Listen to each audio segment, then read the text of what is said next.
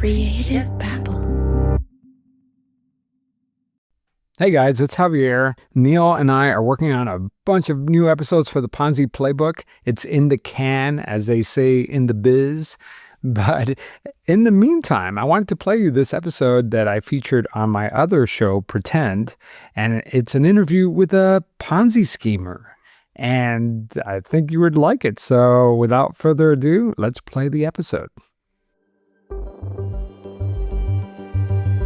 Bill Livolsi told me that it all started with the Match.com profile. In the early days of internet dating, it was probably about 6 months after 9/11, so that tells you how long ago it was.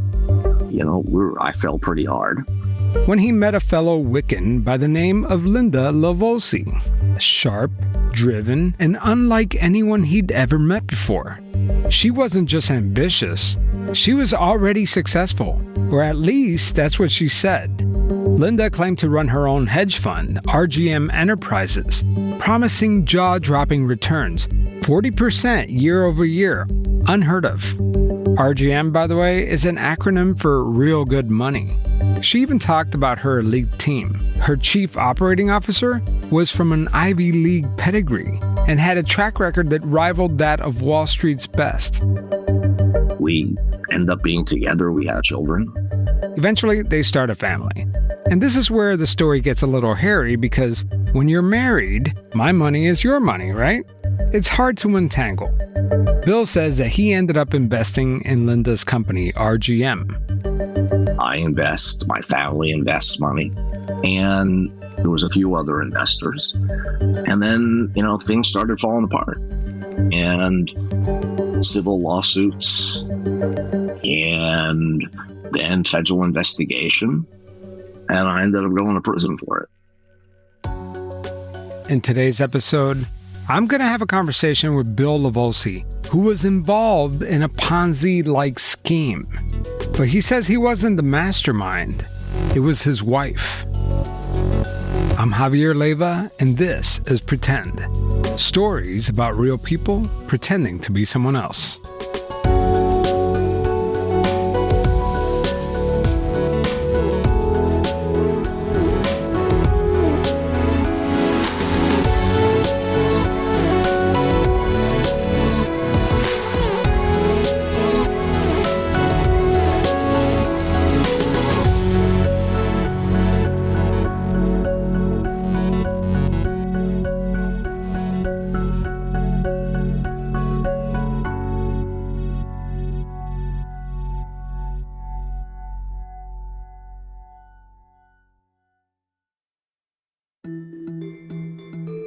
Linda says that she originally got her money from an inheritance her ex-husband received. According to Bill, that inheritance was the seed money that she used to start dabbling in stocks and investments.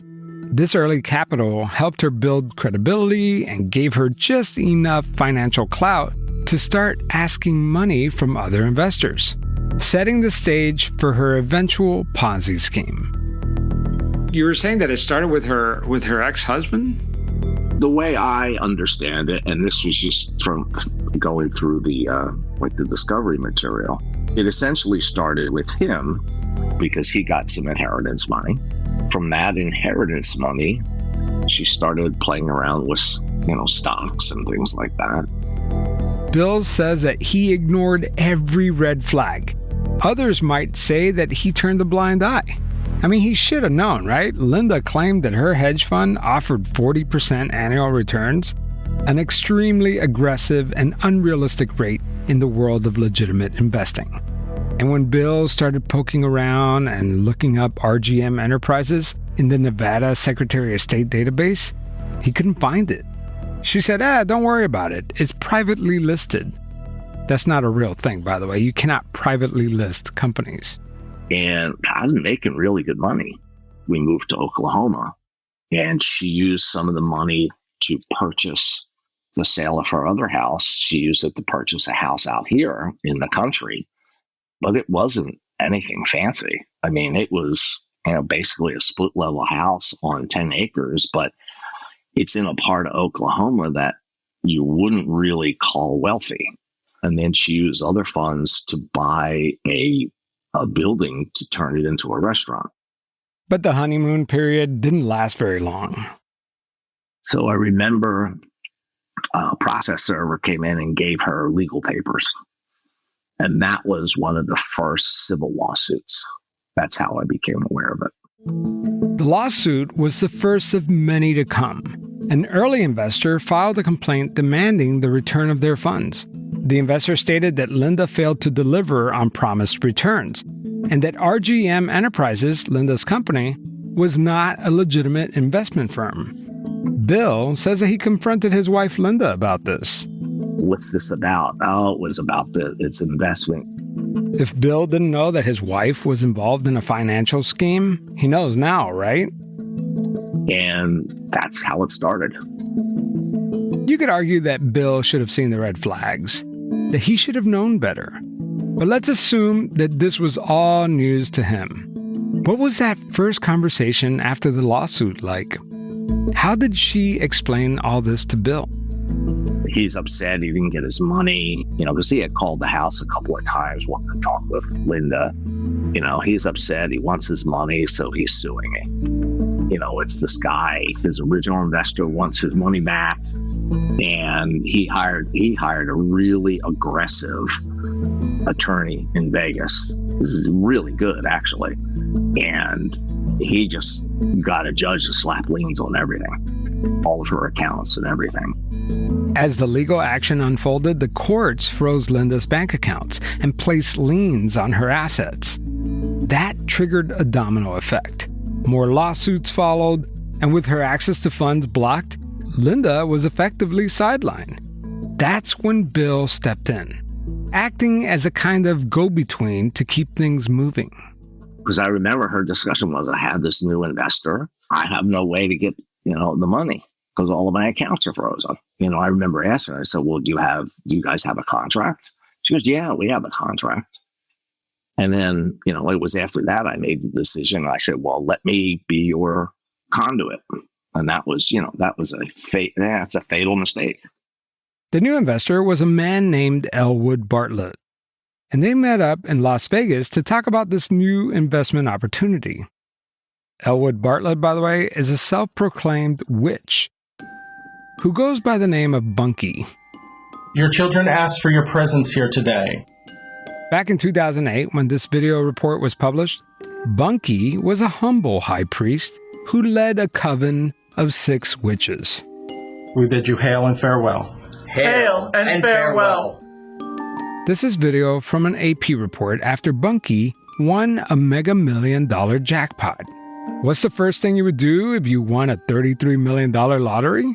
A new house, a new boat, maybe a private jet? Nope, not Bunky. He planned to open a real-life Hogwarts. A school for witches in Maryland. Willow Spring Sanctuary.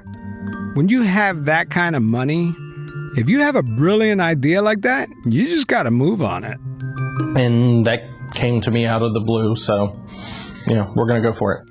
I'm not looking to create 50 million covens and have it spread worldwide, and no, if that happens, great. Bunky doesn't strike me as the most sophisticated investor. He struck gold and was dropping cash funding on all his hobbies. He started a record label called Kabunk. He developed a failed video game similar to War of Warcraft or Final Fantasy, where thousands of players can interact, explore, and build their own spiritual quest. He even invested in a pizza franchise. He did all this despite the fact that Bunky wasn't a musician, a game developer, or a cook. But maybe his worst investment came when he met a fellow Wiccan by the name of Linda Livolsi. He was also a pagan, a Wiccan. So she used that as their connection. I gotcha. So they knew each other from that community, and she must have told him that she's like this savvy investor, basically. Right, exactly. Bunky had another $5 million burning in his pocket, so he decided to let Linda grow it. The problem is, all of Linda's assets were frozen because of the lawsuits, and she didn't have the means to continue her scheme. That's where her husband, Bill, comes in. you helped facilitate the payment, and that's how you got wrapped up into this. Yes. Was it one lump sum, like the $5 million? Yes. Okay. It's just the sheer, the volume, like the number, 5 million. Like that's a lot of money, right? That's a lot of money. And 2.5 went back to her original Las Vegas investor. And the thing is, he didn't invest anywhere near that amount because of, she kept promising these stellar returns. This person's statement balance kept going up and up and up and up and up. She always wanted to be able to say, well, my original investor got all his money back. By the way, this is a good time to check in with my co-host of the Ponzi Playbook podcast, Neil McTighe. Neil, when is the best time to get in on a Ponzi scheme? Hypothetically speaking. Well, my advice would be never, but hypothetically speaking, you got to get in early. That's when you see those huge, unrealistic returns. But of course, we would never recommend you joining a Ponzi scheme.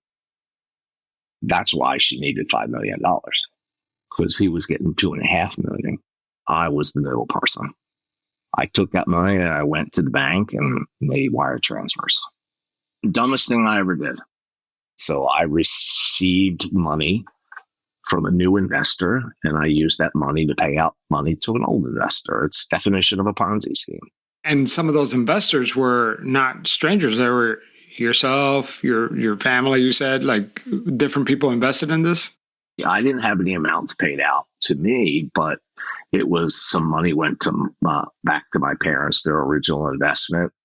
But I mean, at what point did it click for you that maybe you were going to get wrapped up into this too? Honestly, I should have known a lot sooner than I did because, common sense tells you if you're going to take money and give it to somebody else, you get in a lot of trouble.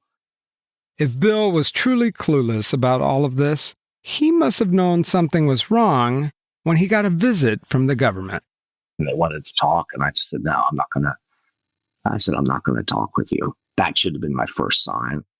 Bill said he checked with his attorney, and he said, well, they're probably just dotting I's and crossing T's, for your wife's case. And if they come back at you, you'll know. But there's really nothing you can do right now, which wasn't true. They probably could have. But I just let it sit because that was me back then, put my head in the sand. But you're a smart guy. I mean, and you worked in the world of finance and you had a job. Were you a CFO for a company or? Yeah, essentially. I was senior VP of finance and accounting. But here's the difference. Like, I was really good at, you put me in a situation where I could be objective. Okay. No problem. Okay. If I was at one of my old companies and my boss or, ownership of the company wanted to do this, I guarantee you I would have told them this is a dumb idea. Okay. This is what could happen. But everything out of my career didn't equip me for was dealing with a complex situation that had a lot of emotion in it. Okay. I went into that situation saying, you know what? I introduced this person into the family. It's my responsibility to fix it. But I wasn't smart enough to see that I didn't have the skills to fix it. It wasn't a fixable situation. That situation was broken beyond repair. On December 1st, 2010, Linda Livolsi was indicted for conspiracy to commit wire fraud and wire fraud. She pleaded not guilty. What's interesting is that for the next 4 years, Bill Livolsi wasn't charged with anything, not a single indictment, not a formal accusation. He says it was during this time that the fog began to lift. The more he looked into the documents, the financials, the supposed staff and credentials, things just weren't adding up. In hindsight, he says that's when everything started clicking into place. When it wasn't until we were physically apart and I said, you know what, I really got to dive deep in because the die is already set. I got nothing to lose. And I started going through the 15,000 pages of discovery material. When he first fell in love with Linda, he thought that she ran a high-powered hedge fund out of Las Vegas. She made him believe that her firm was run by an Ivy League chief operating officer from Cornell. She showed off slick-looking financial statements, audit reports, and awards for trading performances, but none of it was real.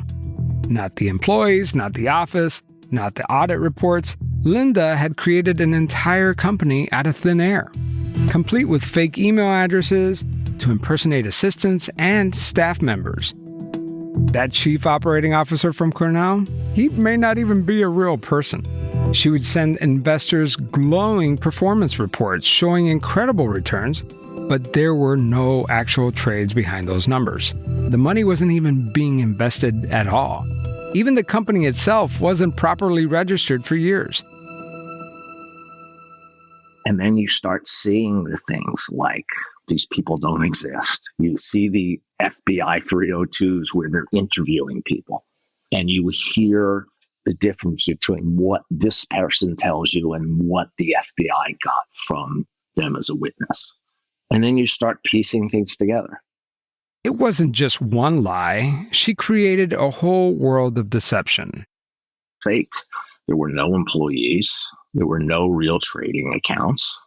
All the documentation around it, like it wasn't even registered with the Secretary of State.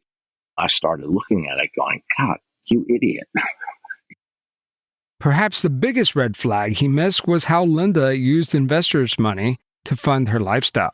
Instead of investing the money her clients gave her, the FBI discovered that she spent $62,000 on travel, $25,000 on tickets to the Grammys, $15,000 on furniture. Then she sent her investors fake balance sheets showing them huge gains. Her day job, she lived it really well. Her day job was she was this business owner Of this fictitious company. Exactly. But it's funny. I remember, and this was, the ship had already sailed at that point, but I remember when I was gathering up all the information that we needed to supply to pretrial services. Like one of the things they want is tax returns and stuff like that. So I had all of my tax returns for years, and our earnings statements all said zero. Like there was no earnings whatsoever. And it's like you look back on that and you go, oh my God, the person never had a real job, ever. All the places she said she worked, like Morgan Stanley and Merrill Lynch, she never worked for any of those companies. I mean, she did. She would have had earnings, would have had tax returns. It's incredible how constructed this all was. And you said you missed a bunch of red flags. I mean, what were the red flags? The first one, and I remember it to this day, before I started investing, I said, well, let me look up her company on the Nevada Secretary of State website. Couldn't find a listing at all. So I asked her about it. And she said to me, she goes, oh, well, I paid money for a private listing, so you have to pay to get that. And I'm like, oh, well, I didn't bother to follow up. I didn't bother to say, is there such thing as a private listing on a Secretary of State website? All right. There's no such thing. I mean, I was stupid enough. That's public information. If you have a company, anybody can have access to it. The other one I remember, we were together a little while, and I was going to have a birthday party for her. So I emailed her, and I'm using air quotes, her assistant, separate email address. Within about 30 seconds, I get a phone call from her saying, hey, she told me about this, and I don't want any parties. I don't want this. Thing was, I was going to invite all her coworkers to the party. Well, the reason why she killed it, which I didn't put two and two together at the time, was that she had no coworkers. They were all fictitious. They couldn't come to a party if they didn't exist. I mean, I have a whole list of them, but those are the first two that I absolutely missed. But I don't know if I buy Bill's ignorance defense. I mean, he had to know something, right? And the government didn't buy it either. On January 7th, 2014, nearly 4 years after Linda's indictment, the government finally dropped the hammer. A superseding indictment adding Bill Livolsi as a co-defendant. Same charges, conspiracy to commit wire fraud and wire fraud. In the eyes of the government, Bill wasn't just an unwitting husband caught in the fallout. He was part of the machinery that kept the scheme going. And now he had to answer for it. And I'm going to assume that you had no criminal record prior to this, right? No.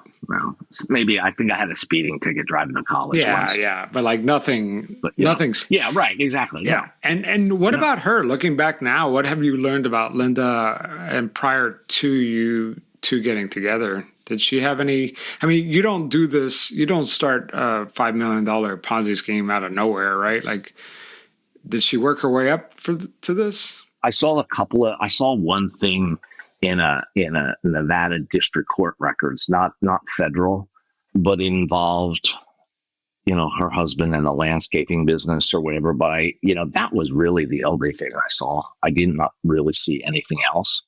But the truth is, there's really nobody around in her life except for her brother, who, I still talk with every once in a while. There really is no family left. So I don't know what's true or what isn't. But I can tell you that, there's a lot of things in our life about where she worked, her education, illnesses, things like that, faking cancer and those kind of things that came out in the discovery material that were all, the FBI is pretty good at finding things out. And, it was all fictitious. It was all manufactured. I'm trying to get a hold of some of the discovery material because, as you soon will find out, Linda's story is even crazier than we even realized, and it has something to do with Elvis Presley. I'll explain after the break.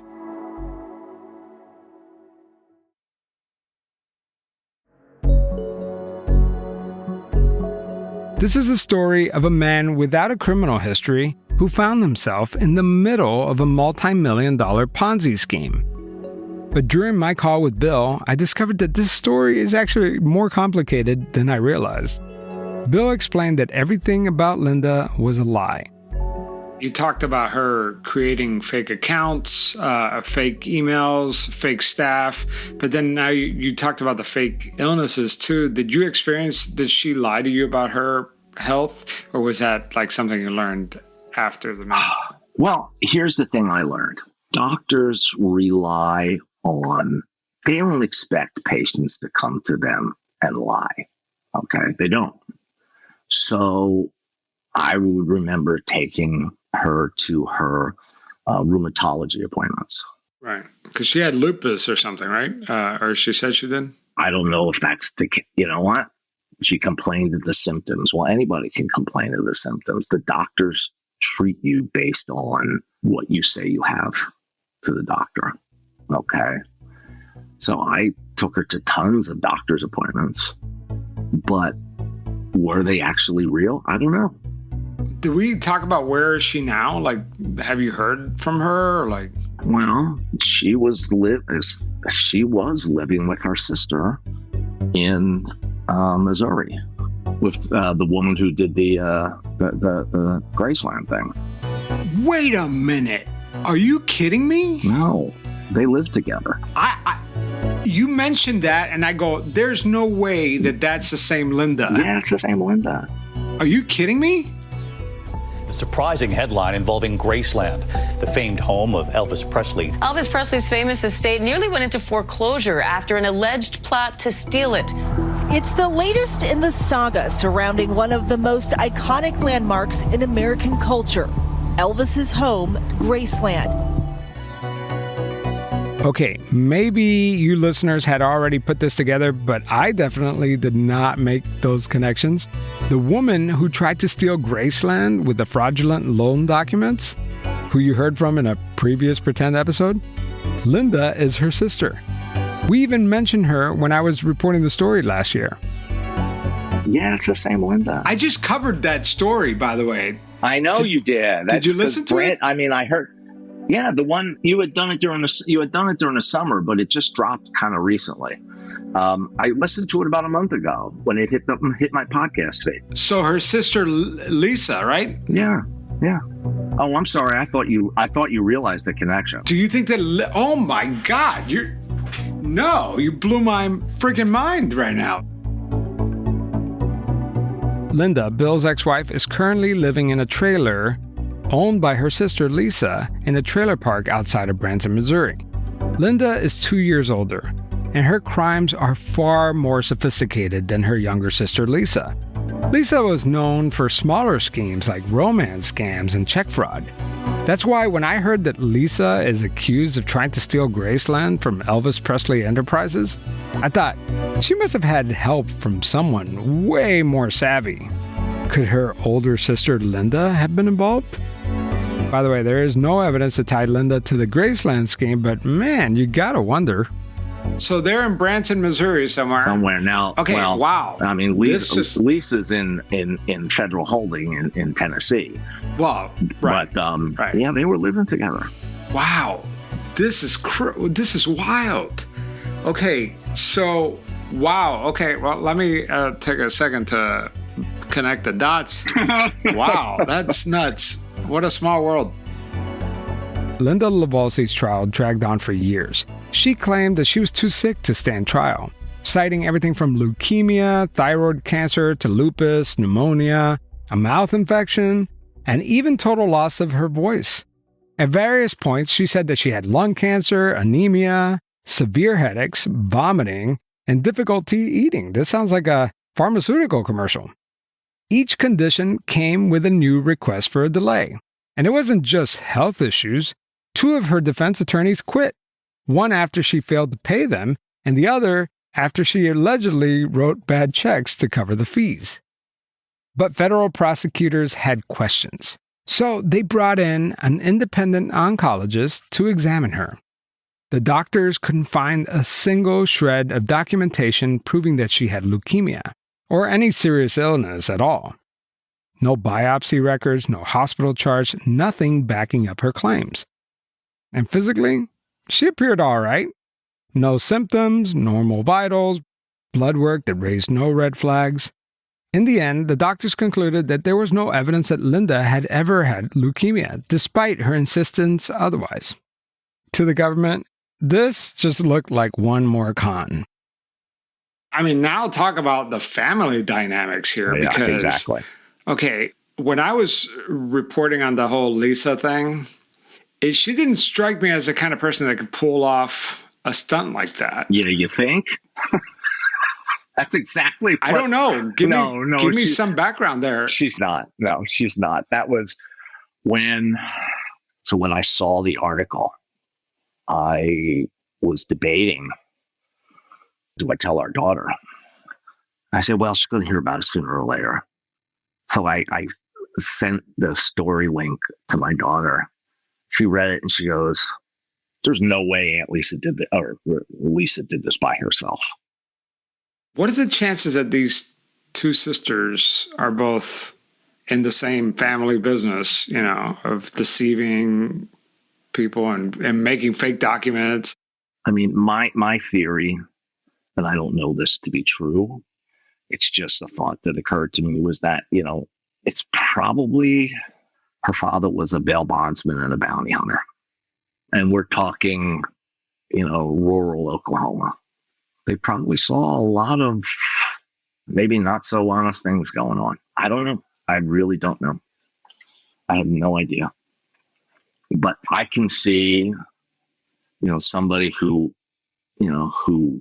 maybe didn't think they had a future, needed to make up a future to be better than they were. I don't know. I mean, it's not like she was a dumb person. I mean, Linda's not stupid. I mean, according to your story, you didn't set out to do this, but you were in it. And then, it's how you react to it when you're in it and how do you get out of it? My family was on one side of me saying, Bill, there's something wrong. There's something not right here. Okay. Just take the kids and leave. I just couldn't bring myself to do that. I just didn't have the balls to do it. Excuse my French. Yeah. No, you wanted to keep some sort of normalcy, right? Some sort of normal, some sort of normalcy in the kids and because they were, 10 and 8 tops. The fact is, I should have known it was wrong. And you're in those kind of situations, you don't necessarily think of the second order problems that happen. You just think, hey, I'm going to do this and everything's going to be better. Right. You're thinking about like what's in front of you. And right. You're thinking about what's in front of you. Yeah. I can see that. I mean, in hindsight, yeah, you should have left. You should have taken the kids. But we're always in fix-it mode. But in the reality, people don't know what they necessarily would do unless they're in a situation like that. You know, what do? You have a spouse that you have children with. What are you trying to do to fix the situation? It doesn't ameliorate what I did. What I did was illegal. But at some point, too, you're like, I just want all this pain to go away. I just want this to end. You don't make really good judgments. And then how does that affect the family? How does that affect the children? It's a very complex set of circumstances. I should have just let it crash to the ground. Everybody would have been better off. I know, but that when you're in it, that doesn't sound like a good option. No, but it was the right option, but it was the option that I didn't choose.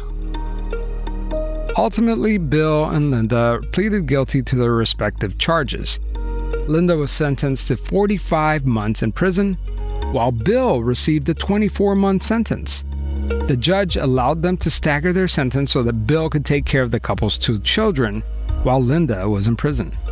And when it was Bill's time to serve, he arranged for his eldest son to look after the kids and not their mother while he was in prison. Today, Bill is out of prison and is a life coach helping other white-collar offenders navigate their experience both in and after incarceration. It sounds like you like the person you are now. Yeah, I get to do things with my kids that, if I were doing X, Y, and Z and making all that money, I probably wouldn't be able to do. I mean, not that that's even a possibility, but I'm not articulating it real well, but I am comfortable where I'm at now. This is a unique story because I've never really interviewed someone involved in a Ponzi-like scheme before. I respect Bill for owning up to his involvement in the scheme and for sharing his story. Was he deeply involved in the scheme? Or was he just trying to help his wife financially, not knowing the details of her deceit? I guess only Bill and Linda know the real story. I tried to reach out to Linda Livolsi for this episode and haven't heard back. Today's episode was written and produced by me and Mackenzie Ames. It was edited by the talented Puna Shinoy with the podcast pundits. Next time on Pretend. Can criminals fake insanity? We are going to talk with a forensic psychologist who knows all about this. That's next time on Pretend.